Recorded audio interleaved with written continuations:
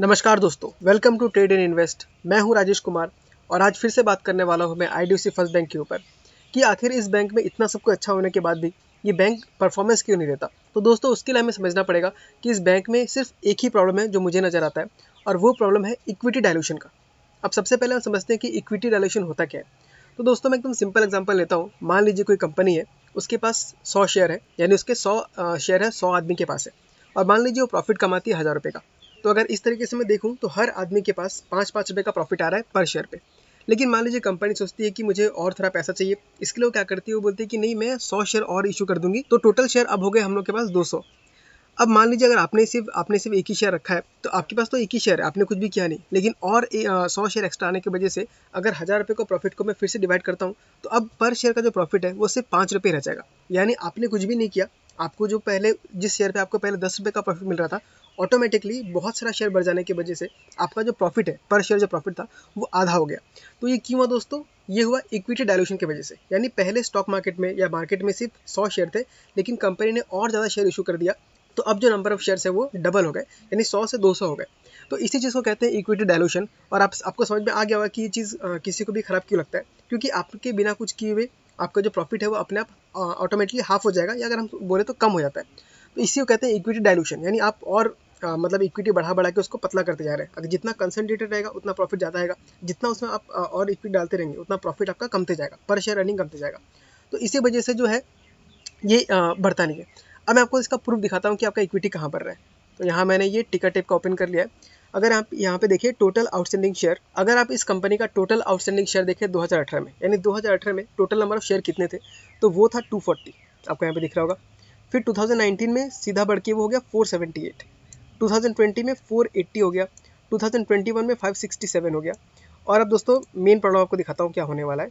अगर हम वही अभी 2022 में देखें तो वो 621 आ गया। आप देख सकते हैं कि पहले कहाँ पे उसका 300 के आसपास शेयर थे, 300 करोड़ शेयर थे, अब लगभग वो नंबर ऑफ शेयर्स डबल हो गया। तो अगर आपका नंबर ऑफ शेयर्स डबल हो गया तो अर्निंग आपका ऑटोमेटिकली क्या हो जाएगा, हाफ हो जाएगा। तो इस चीज़ की वजह से जो लोग का इंटरेस्ट है, जो बड़े बड़े जो एफआईज है उनका इंटरेस्ट है वो थोड़ा कम होते रहता है। लेकिन दोस्तों ये उतना खराब भी नहीं है अगर कंपनी ग्रो करना चाहती है तो। आखिर ये कंपनी बाकी को इशू क्यों कर रही है? क्योंकि इसे कैपिटल चाहिए अपने बिजनेस को ग्रो करने के लिए।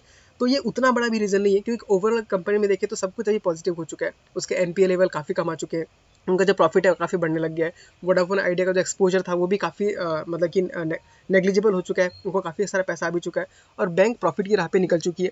तो सब कुछ अच्छा होने के बाद भी सिर्फ यही एक कारण है कि इक्विटी डाइल्यूट हो रहा है, इसी वजह से स्टॉक इतना बढ़ नहीं पा रहा है। लेकिन अगर हम लॉन्ग टर्म में देखें तो ये इतना इफेक्ट नहीं करेगा। बाकी चीज़ यहाँ पे क्या दिख रहा है दोस्तों, अब दूसरी चीज़ों पे देख लेते हैं। तो अगर मैं जैसा कि हर वीडियो में बोला है मैंने कि जो फॉरेन इंस्टीट्यूशंस है, जो एफआईआईज है, वो अपना स्टेक बढ़ा रहे हैं धीरे धीरे। आप देख सकते हैं कि पहले बीच में इनका 10.98% तक आ गया था, वहाँ से बढ़ के 19% और 19.76% तक आ गया। तो जब एफआई इतना भरोसा दिखा रहे हैं तो हमें भी बस पेशेंस दिखाना है। और क्योंकि अब बैंक का सब कुछ ठीक हो गया है, बस होल्ड करना है। धीरे धीरे हम लोग का कंपनी जैसे जैसे प्रॉफिट करेगी वैसे उसका शेयर प्राइस भी बढ़ने लग जाएगा। अब एक और जो बहुत ही इंपॉर्टेंट न्यूज़ है उसको देख लीजिए, इसको देखे बिना मत जाइएगा, क्योंकि इसमें आपको काफ़ी अच्छा खासा चीज़ नॉलेज मिलने वाला है। आईडीएफसी एलटीडी जो है, जो आईडीएफसी फर्स्ट बैंक का जो प्रमोटर है, वो क्या करने वाला है, अभी 2000 करोड़ उसमें इन्वेस्ट करने वाला है आईडीएफसी फर्स्ट बैंक में, एट द रेट ऑफ 57 या 58 रुपीज़ कुछ था, 57 रुपीज़ के दाम पे, 58 रुपीज़ के दाम पे वो 2200 करोड़ रुपीज़ इन्वेस्ट करने वाला है। तो ये जो पैसे, इसका पैसे को कंपनी यूज़ करेगी अपने ग्रोथ के लिए, यानी वो और ज़्यादा लोन देगी और उस लोन से उसको बहुत ज़्यादा इनकम होने वाला है।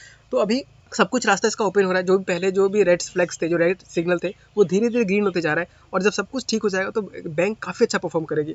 और बस इसके ऊपर एक और लटकती तलवार है, जो कि है आपका रिवर्स मर्जर का। अगर वो भी काफ़ी अच्छे से हो गया तब तो इस बैंक को उड़ने से कोई रोक नहीं सकता, क्योंकि अगर रिवर्स मर्जर हो जाता है तो सारा का सारा शेयर जो है कंपनी अगर चाहे तो उसको कैंसिल आउट कर सकती है, जिसकी वजह से नंबर ऑफ शेयर्स ऑटोमेटिकली काफ़ी कम हो जाएंगे। 40% से अगर शेयर कम हो गए तो भी आपका ईपीएस अचानक से काफ़ी अच्छा खासा बढ़ जाएगा, जिसकी वजह से काफ़ी ग्रोथ हमें स्टॉक में देखने मिल सकता है। ये आपको यहाँ पे दिख रहा होगा, ये जो इन्वेस्टमेंट करने वाला है, this will provide growth capital to the bank, the company said in the statement. इसको ये जो कैपिटल उसको मिलने वाला है आईडीएफसी फर्स्ट बैंक को, वो यूज़ करेगी ग्रोथ में।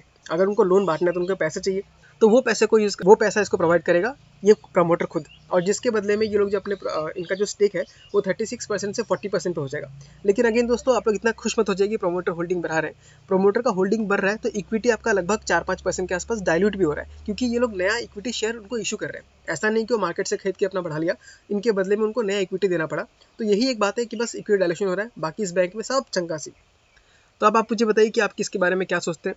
आपको क्या लगता है कि जो मैंने जो टारगेट बता के रखा है, मैंने मतलब कि सिर्फ मैंने नहीं, बहुत सारे जो आपका ब्रोकर है उनका भी रिपोर्ट आया है कि इसका टारगेट जो है 75 टू 80 और किसी किसी में तो 90 का टारगेट भी दे के रखा है। आपको क्या लगता है कि टारगेट 90 हिट करेगा? क्या इस साल में 90 हिट कर देगा या 2-3 साल में 90 हिट करेगा? आप मुझे ज़रूर कमेंट करके बताइए और मिलते हैं अगले वीडियो में किसी और स्टॉक के साथ।